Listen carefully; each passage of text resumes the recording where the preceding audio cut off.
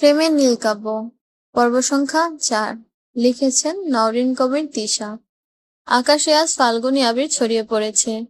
বাতাসে পলাশের গন্ধ আর মনের কোণে গোপন সুরের গুঞ্জন। ভোরের নরম আলোয় কুয়াশা ওড়না সরে গিয়ে প্রকৃতির লাবণ্য বেরিয়ে এসেছে। শিমুল আর পলাশের ডালে ডালে লাল রঙের আগুন লেগেছে। প্রকৃতি যেন তার পুরনো জীর্ণ বসন বদলে এক নতুন রঙে সেজেছে। কোকিলের কুহুতান কর্ণকুহরে পৌঁছাচ্ছে আগামীর সুর হয়ে। পুরনো পাতা ঝরে গিয়ে নতুন পাতার দল মাথা তুলে দাঁড়িয়েছে। পত্রে পত্রে আজ নতুন প্রাণের বার্তা। আজ পহেলা ফাল্গুন। ফাল্গুনের রং লেগেছে সমগ্র ঢাকা জুড়ে। ঢাকা বিশ্ববিদ্যালয় প্রাঙ্গণে ধীরে ধীরে এসে থামলো রোলস রয়েস প্লাটো মডেলের কালো গাড়িটি। সেখান থেকে বেরিয়ে আসলো এলাকার জনপ্রিয় নেতা সাহেব ওহাস্কার নীল। তার পরনে গতানুগতিক শুভ্র পাঞ্জাবির পরিবর্তে নীল রঙের রঙিন ছটা। তা তার শৈল্পিক দেহে ছড়াচ্ছে এক অনন্য মুগ্ধতা। কতদিন পর যে এ বিশ্ববিদ্যালয় প্রাঙ্গণে সে পা রাখলো তার ঠিক নেই। প্রতি অনুষ্ঠানেই আমন্ত্রিত হয় তারা, তবে আসার সময় কই।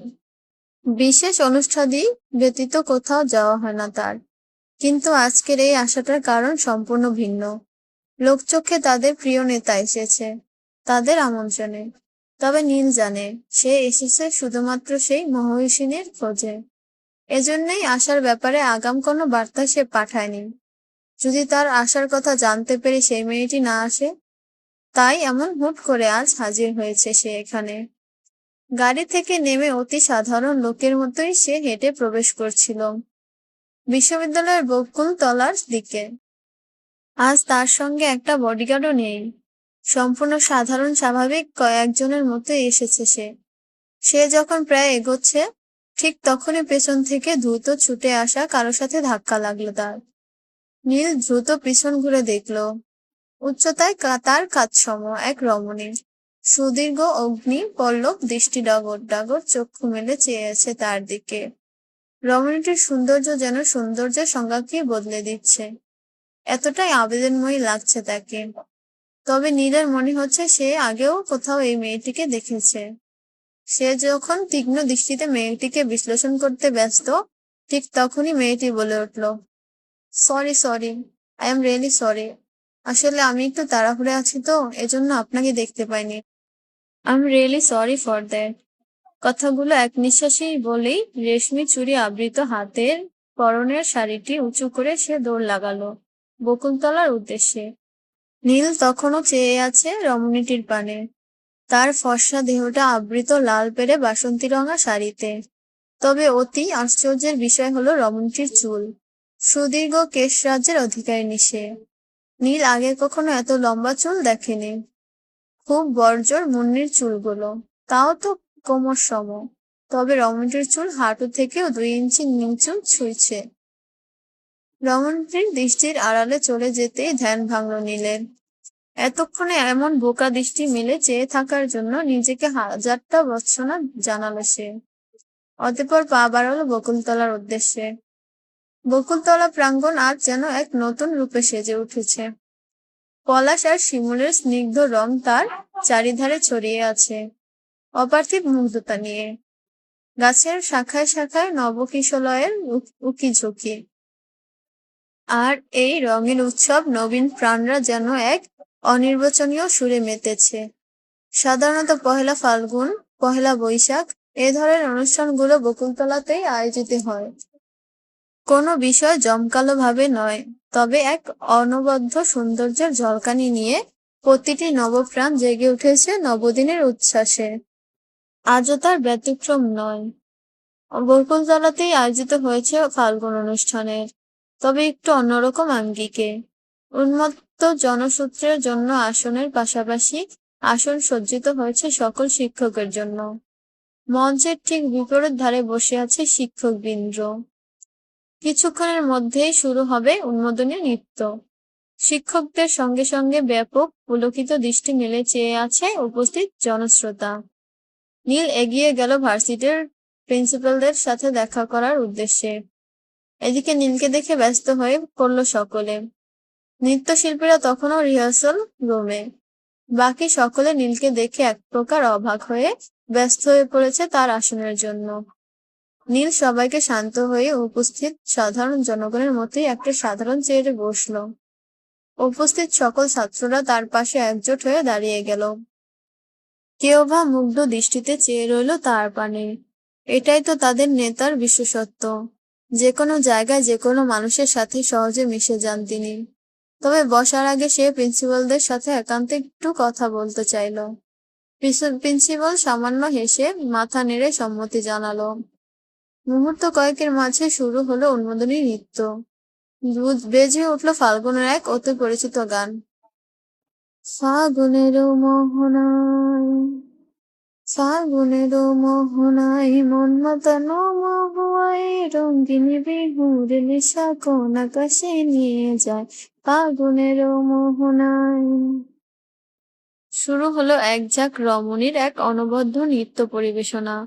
সবাই মুগ্ধ দৃষ্টিতে তাকিয়ে আছে সেদিকে। তবে নীলের চোখ আটকে আছে এক রমণীর পানে। সকালে সে মেয়েটি না? হ্যাঁ, সেই তো। মেয়েটা এত ভালো নাচ জানে, মাইন্ড ব্লোয়িং। নীলের দৃষ্টি যেন সরছেই না। হঠাৎ কোত্থেকে জানি একদল তরুণ তরুণী এসে তাদের সবার উপর রঙিন আবির ছড়িয়ে দিল। কেশবতী সেই মেয়েটির স্রোতস্বিনীর বিক্ষিপ্ত তরঙ্গের ন্যায় এক ঝাঁক কেশরাজি রঙিন হয়ে উঠল আবিরের রঙে। নীলের এক অদ্ভুত রকম অনুভূতি হলো মেয়েটির এই রূপ দেখে, যা আগে কখনো হয়নি, তার কঠোর হৃদয়ে দোলা দেয়নি।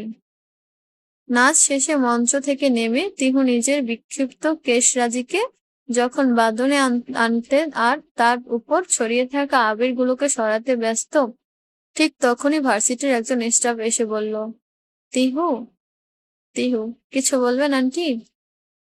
মহিলাটি সামান্য হেসে বলল, তোমাকে প্রিন্সিপাল স্যার ডাকছে। তিহু অবাক হয়ে বলল, আমাকে? সালমা, তোমাকে। তিহু বেশ অবাক হলো। প্রিন্সিপাল হঠাৎ তাকে কেন ডাকতে যাবে? আর আজকে তো। যাই হোক, সে আর বেশি কথা না বাড়িয়ে সালমাকে বিদায় জানিয়ে এগিয়ে চলল প্রিন্সিপালের রুমের দিকে। প্রিন্সিপালের রুমের সামনে এসে সামান্য থমকালো সে। এখানে এসি অন করা। শীত চলে গেছে ঠিকই, তবে এখনো এসি চলবার মতো অতটা গরম পড়েনি। গলা খাকারি দিয়ে মিহি কণ্ঠে দরজার উপর পাশ থেকে সে বলল, may I come in sir? Principal স্যারের রুমের ইজি চেয়ারটাতে উল্টো দিকে ফিরে বসে আছে কে একজন। সে উত্তর না দিয়ে বরং নিজের হাতের ইশারায় তিহুকে ভেতরে আসতে বলল। তিহু সামান্য ভ্রু কুঁচকে ভেতরে গেল। বেশ ঠান্ডা লাগছে তার। তবে রুমে কোথাও প্রিন্সিপাল স্যার নেই।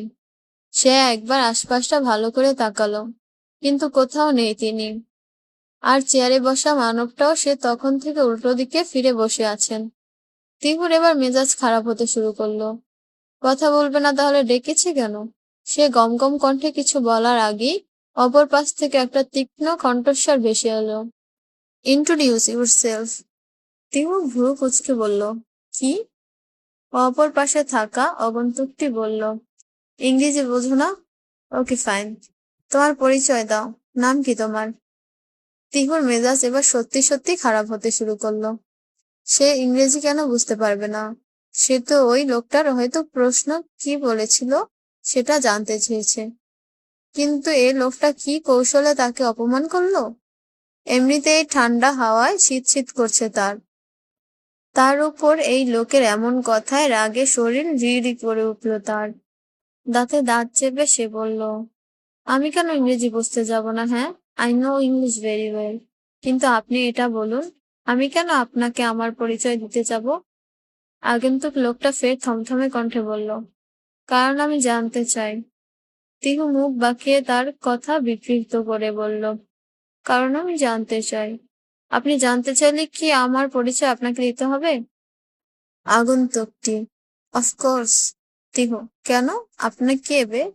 আগন্তুকটি, তোমার ভুয়া জামাই বে। তিহু চমকে তাকালো। কণ্ঠে একরাশ বিস্ময় নিয়ে বলল সে, মানে? নীল ইজি চেয়ারটা ঘুরিয়ে তিহুর দিকে ফিরতে ফিরতে বলল, মানে আমি এমপি ওয়ালিদ খানের একমাত্র ছেলে, ওয়াহাজ খান নীল, যার ভুয়া বউ হিসেবে তুমি ভার্সিটিতে ত্রাস ছড়িয়ে বেড়াচ্ছ। I am right? Neel Tihu একে অপরকে দেখে দুজনেই অবাক হলো। একজনেরও চিনতে বাকি রইল না একে অপরকে। সকালে হালকা মেকআপের দরুন নীল তিহুকে চিনতে না পারলেও এখন বেশ ভালো করেই চিনতে পেরেছে অশুভ মেয়েটিকে। দুজনে একসঙ্গে বলল, তিহু আপনি? নীল ইউ? নীল দ্রুত এজি চেয়ারটা থেকে উঠে দাঁড়ালো। তিহু অবাক হয়ে বলল, আপনি ওহেস খান? Neel, just shut up you liar. সেদিন আমার সাথে ওইরকম রাফ বিহেভ করেছো, আর আজ আমার পরিচয় জেনে তুমি পুরো ভার্সিটিতে চার্জ ছড়াচ্ছ।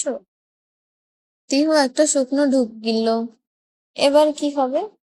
মানে যার পরিচয় নিয়ে সে এতদিন বিভিন্ন সুযোগ সুবিধা ভোগ করেছে, সে আর কেউ নয়, সেই লোকটাই যাকে সে আগের দিন যাচ্ছে না তাই করে কথা বলেছিল। তিহু চোখ বড় বড় করে মনে মনে বলল, তিহু রে, আজকে তুই শেষ। তারপর সে দ্রুত নীলের দিকে তাকিয়ে কোনো রকম পূর্বাভাস ছাড়া পেছন দিকে দৌড় দিতে গেলেই নীল খপ করে ধরে বসলো তার নরম কোমল হাতটা। তিহুর ওপর হাত ধারা নিজের শাড়ির আঁচল খামচে ধরে তীব্র বেগে চোখ দুটি খিচে বন্ধ করে নীলের দিকে ফিরল। তারপর একটা শ্বাস নিয়ে এক নিঃশ্বাসে বলতে লাগলো, সরি, আসলে আমি বুঝতে পারিনি। I am really sorry for that. আমি আর কখনো কোথাও মিথ্যে বলবো না। প্লিজ এই ব্যাপারটা ভার্সিটির কাউকে জানাবেন না, প্লিজ। আর সে আর কিছু বলতে গেলে নীল তাকে থামিয়ে দিয়ে বলল, জাস্ট কিপ ইউর মাউথ শাট। যে প্রশ্ন করেছি তার বাইরে একটা কথাও যেন না শুনি, আন্ডারস্ট্যান্ড? তিহু চোখ দুটো বন্ধ রেখে বলল, আচ্ছা। নীল তার হাত ছেড়ে দিয়ে বলল, introduce yourself. At first tell me your name. Tihu এক নাগাড়ে বলতে লাগলো, আমার নাম নুরাইন হক তিহু। বাবা নওশাদ হক, মা তোয়াবা জামান, দাদা নুরুজ্জামান হক। আর সে কিছু বলতে যাবে তার আগে নীল থামিয়ে দিয়ে বলল, শাট আপ।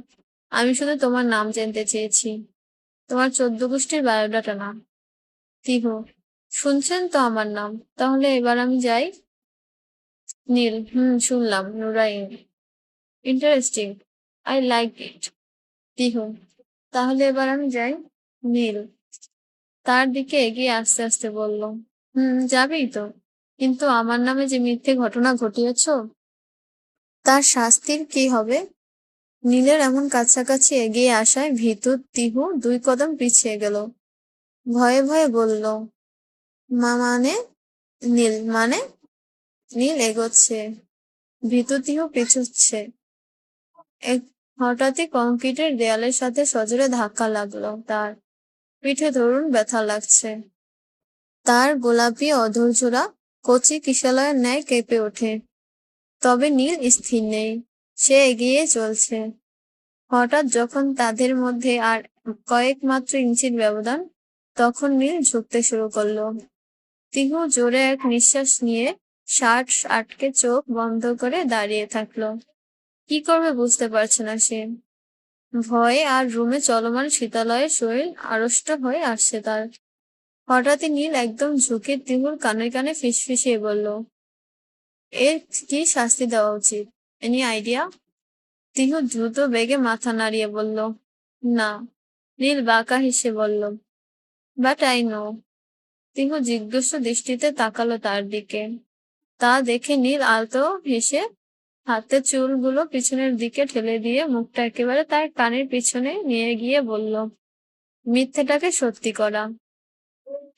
তিহু ফের জিজ্ঞাসার দৃষ্টিতে তাকালো নীলের দিকে। নীল আর কোনো কথা না বলে তাকে ছেড়ে বের হয়ে গেল রুম থেকে। তিহু তখনও তাকিয়ে আছে নীলের দিকে। লোকটা মাত্র কি বলল? যাই বলুক, তার কি? এখন শুধু তার এটা জানা প্রয়োজন, লোকটা বাইরে তার মান সম্মানের 12টা বাজালো নাকি। তিহু দ্রুত দোতলার ব্যালকনি দিয়ে নিচে তাকালো। না, নীল কিছুই করেনি। সে নিজের গাড়ি নিয়ে বের হয়ে যাচ্ছে ভার্সিটির ক্যাম্পাস থেকে। তিহু স্বস্তির নিঃশ্বাস ছাড়ল। কিন্তু হঠাৎই তার মনে পড়ল লোকটির বলা শেষ কথাটা, মিথ্যেটাকে সত্যি করা। মানে কি?